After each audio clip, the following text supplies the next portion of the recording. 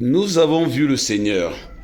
Bien-aimé dans le Seigneur, le deuxième dimanche du temps de Pâques est traditionnellement appelé le dimanche de la miséricorde divine, avec l'action remarquable de sœur Faustine. Ce dimanche nous permet de méditer sur le visage de Dieu, sur le visage qui est Dieu pour nous. Dieu est miséricorde. C'est vrai que quand nous avons souvent parlé de miséricorde, on a pensé au pardon des péchés. Mais les textes que nous lisons ce dimanche, ou bien l'évangile nous dit que la miséricorde, c'est pas seulement le pardon des péchés, c'est plus fort, c'est l'image de Dieu, c'est l'identité de Dieu, et c'est l'identité de ce que devrait être le croyant.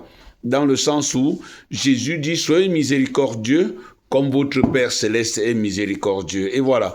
Et comment Jésus lui-même décrit la miséricorde? Il décrit la miséricorde dans Matthieu 28, où il dit le jour là, Dieu séparera les méchants les brebis des boucs.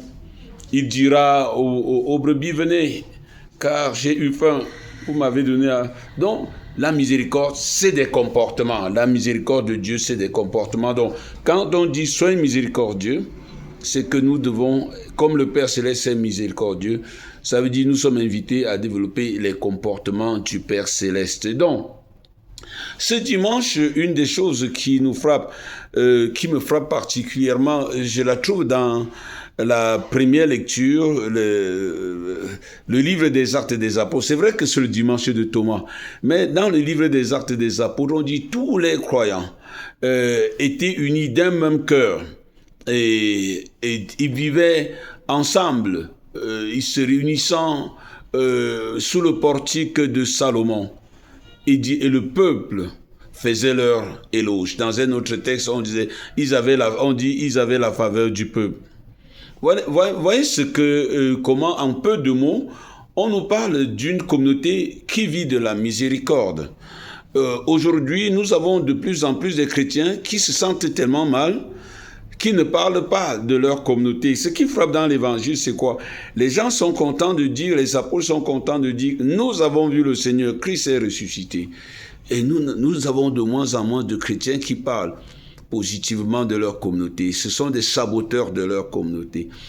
Et il y a aussi des chrétiens qui parlent en bien de leur communauté, mais la première lecture nous montre que les comportements, le style de vie est plus évangélisateur que tous les discours. Et d'ailleurs, quand on dira à Thomas, nous avons vu le Seigneur est vraiment ressuscité. C'est ça que notre Église crie lorsqu'on chante bien, c'est crier aux gens, nous avons vu le Seigneur ressuscité. Le Seigneur est vraiment ressuscité. Mais après ça, les gens disent, je veux voir la marque du ressuscité. Je veux voir la marque du ressuscité. Et c'est ce que Thomas dit, si je ne mets pas le doigt, si je ne vois pas la marque des clous, non, je ne croirai pas. Si Thomas n'est pas le mauvais disciple, Thomas nous rappelle le lien qu'il y a entre nos célébrations et nos témoignages. Donc, en ce dimanche, frères et sœurs, la miséricorde consiste à montrer au monde les marques de l'amour. Parce que ce que Thomas a vu sur les mains de Jésus, ce sont ses mains transpercées pour nous. C'est son cœur transpercé pour nous. Et voilà, prions aussi pour tous ces papas, pour tous ces mamans qui ont des mains transpercées pour leurs enfants. J'ai une vénération pour ces parents qui ont le cœur transpercé pour leurs enfants, qui parfois malheureusement ne le connaissent pas. Prions aussi pour toutes ces personnes qui souffrent pour les autres, qui ont les mains transpercées. C'est vrai que de moins en moins, nous faisons l'éloge des mains sales, c'est-à-dire des mains salies par l'effort pour les autres. Que le Seigneur nous accorde d'être miséricordieux comme lui-même il est miséricordieux. Bon dimanche et à dimanche.